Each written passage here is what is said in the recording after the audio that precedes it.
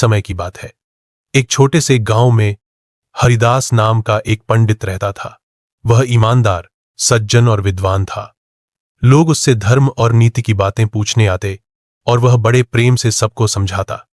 उसकी सादगी और भोलापन पूरे गांव में प्रसिद्ध था। पंडित जी के पास बहुत ज्यादा धन नहीं था, लेकिन उसकी पूजा पाठ की थाली में रोज कुछ न कुछ चढ़ावा आता था। वह उसका सही उपयोग करता और जरूरतमंदों की मदद करता। लेकिन दुनिया में हर किसी के मन में अच्छे विचार नहीं होते। उसी गांव में एक चोर भी रहता था, जिसका नाम था गोपाल। गोपाल हमेशा चोरी करके अपना जीवन चलाता था। उसका स्वभाव धूर्त और लालची था। एक दिन गोपाल ने सोचा, यह पंडित हर दिन चढ़ावा पाता है, जरूर उसके पास अच्छे पैसे होंगे। अगर मैं उसके घर चोरी कर लूं तो महीनों तक मजे करूंगा। गोपाल ने पंडित जी पर नजर रखना शुरू कर दिया। उसने देखा कि पंडित जी शाम को पूजा पाठ करके मंदिर से घर लौटते हैं और रात में जल्दी सो जाते हैं। घर छोटा था, लेकिन गोपाल को लगा कि अंदर जरूर कुछ छिपा खजाना होगा। रात गहराई, चारों ओर सन्नाटा। गोपाल चुपके पंडित जी के घर की तरफ बढ़ा। घर का दरवाजा अंदर से बंद था। गोपाल ने खिड़की से झांककर देखा, पंडित जी अपने आसन पर सो रहे थे। गोपाल ने धीरे धीरे खिड़की की सलाखों को हटाया और अंदर घुस गया।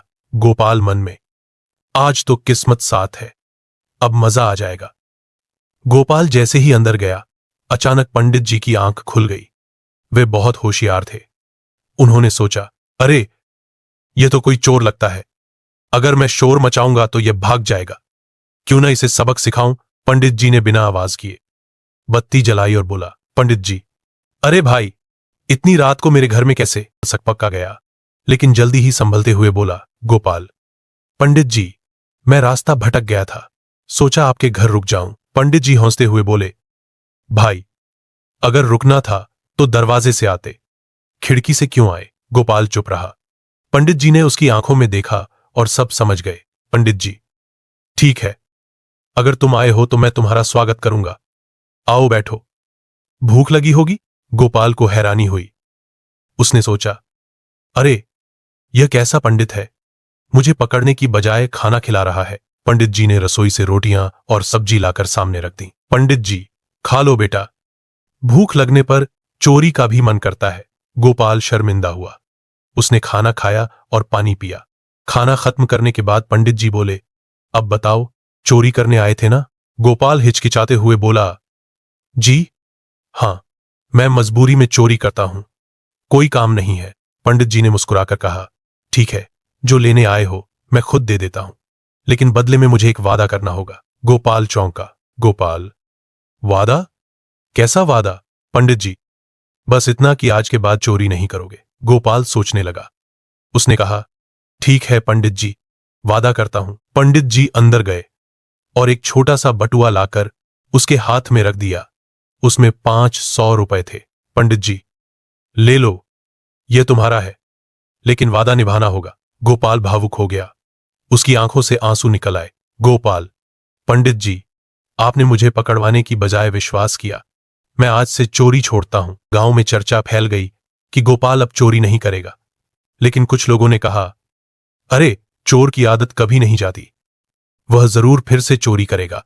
गोपाल के मन में भी कभी कभी लालच आता, लेकिन पंडित जी की बात याद कर वह खुद को रोकता। पंडित जी ने उसे ईमानदारी से काम दिलाया। गोपाल खेतों में मजदूरी करने लगा।